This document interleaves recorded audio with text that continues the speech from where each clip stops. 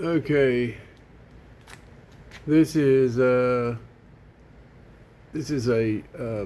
pump, duplex pump setup for a sewage system to pump out of a tank, and it's controlled by this AnyControls monitor, and we've got those are trip lights for the motor starters. It's cross the line starting, run indications, pump temperature switches are in the pumps. We got two modes. We got the auto mode, which runs off the AnyControls, and then we have a backup mode that runs off of hand. And in that mode, you can choose between pump 1 and pump 2. So we'll run through the hand operation first. So of course in off, nothing happens. In hand, we've got a low float and a high float. And if you're in pump 1, it's just gonna run when you get high float. It's going to run, and when you lose low float, it's going to stop. So basically, low float, high float. You lose the high float, you lose the low float, and it goes off. So hands pretty straightforward there. And then if you wanted to run pump 2, just switch over there. And also, we're running off of a 4 to 20 milliamp pressure transducer. We got it scaled for a 5-gallon bucket here. So if you're running in hand mode, the AnyControls, if it's still working as far as picking up levels, so you would want to run it in hand mode. Let's say you had a pump go out and you had to just run on one pump. The AnyControls is set up for a duplex run and a lead lag alternating between the pump cycles. So let's say that the AnyControls is still monitoring pump level. Then in hand, you would still get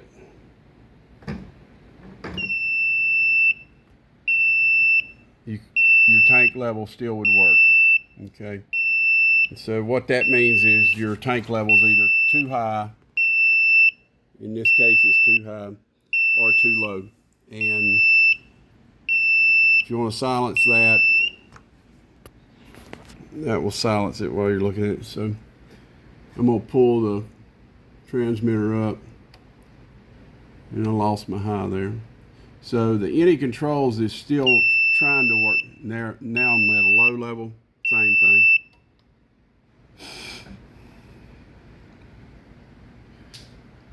So, okay, switch over here to auto, and we're no longer running off of the floats, okay?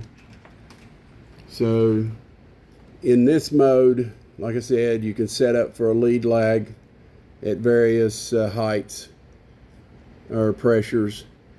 And right now, immediately, we've got both pumps running.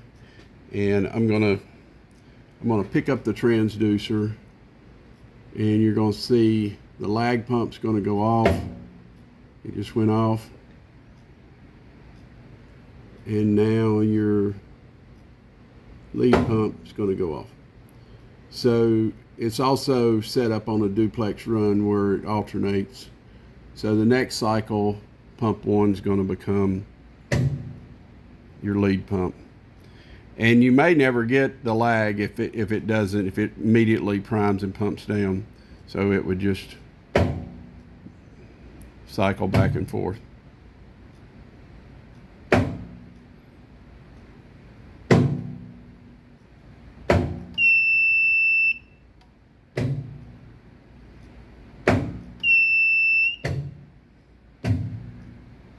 Okay. Now,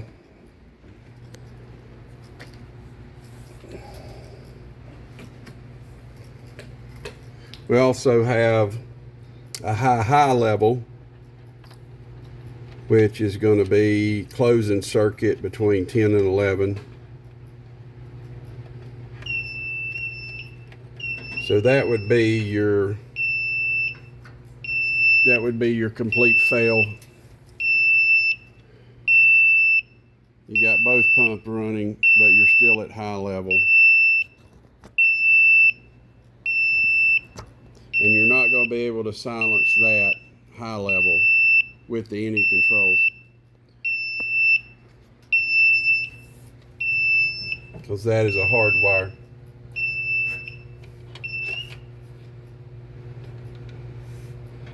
Okay, see, there's your 2 motor starters. If you do get a trip on the front, you reset with this. Well, actually, these are set for auto reset. So these will automatically reset. If you get a motor overload, it will automatically reset itself when it cools down. So you've got your 2 motor pump temperatures are these 2. So you've got a hot on 12 that goes out to each one of the switches, the temperature switches in the motor housing, or in the pump housing. And let me show you what they do. Get a screwdriver here.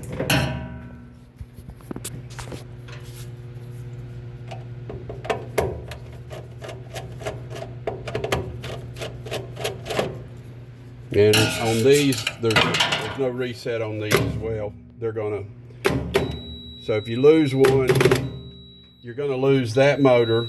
It's gonna stop, and you're also gonna get an alarm. And that's this alarm running.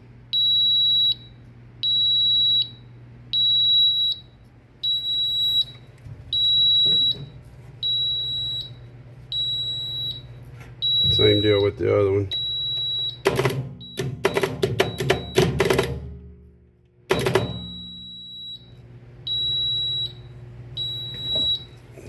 Now we got the other pump running. You also got the indicator. It tells you which one's out. Now, if you're running in auto mode and you get an over temp, your lead lag pump system is going to take over, and it will continue to work until this pump cools down enough to start back up. So it'll auto reset itself on the switch itself in the pump.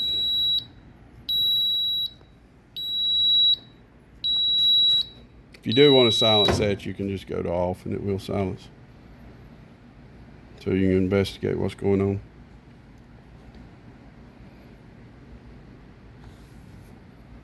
And that's about it on it.